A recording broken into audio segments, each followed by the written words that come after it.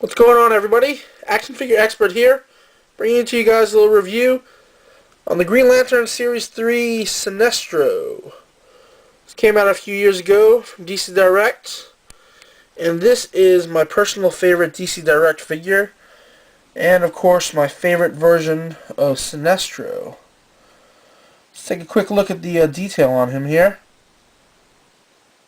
Take a look at the pinkish magenta skin tone he's got.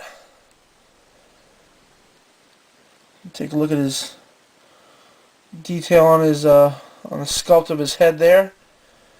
You can clearly make out the wrinkles on his forehead there.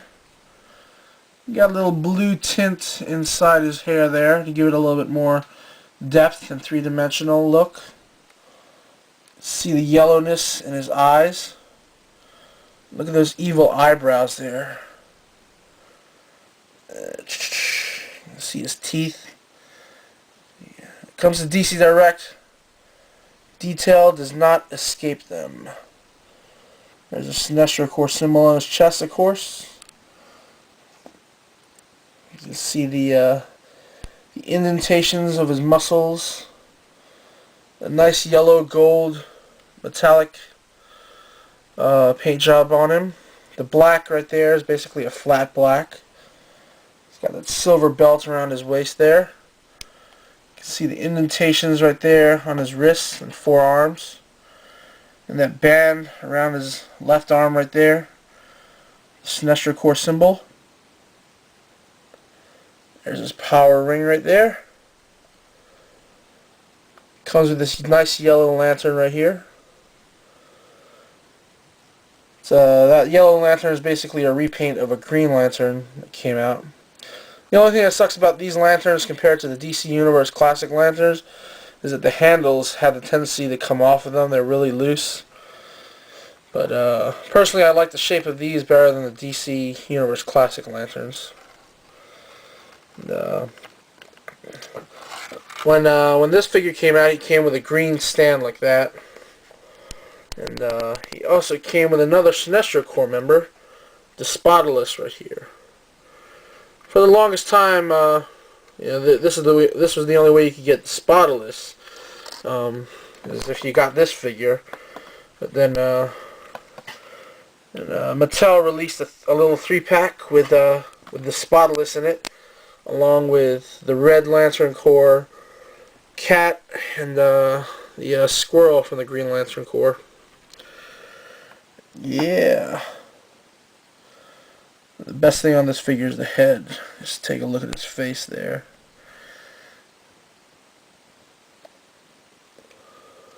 Yeah, let's go over a little of the articulation. Alright. For Sinestro's articulation, let's go over the legs right down here first. All he's got in the legs is a simple hinge right there at the knee. And movement right there at the thigh like that. Same on both sides. You can see he's got a fist for his left hand there with his power ring and a slightly open grip right there. And both wrists, he's got swivels right there. He's got hinges, articulation right there at the elbows on both of them. And he's got ball joint right there. And for the head, he's also got a ball joint. Yes, he does. Yeah. Basically it for the articulation. Like I said, DC Direct's not for their articulation, that's for their detail. And compared to other collectors and reviewers out there, I focus on detail first and foremost, then articulation. Put him beside this figure right here. Look how short this DC Universe Classic version is compared to the DC Direct. If you can compare the differences, if you can make them out. See, his uniform's just painted onto the body there. Whereas if you can make out detail in the mold. The yellow parts are molded onto there. And if you look up the Sinestro Corps War, that's actually what Sinestro's head looked like when he put together the Sinestro Corps. That is not what his head looked like. So that's why I prefer this figure over this one. And, yeah, I mean, yeah, different people have different opinions, yada yada yada.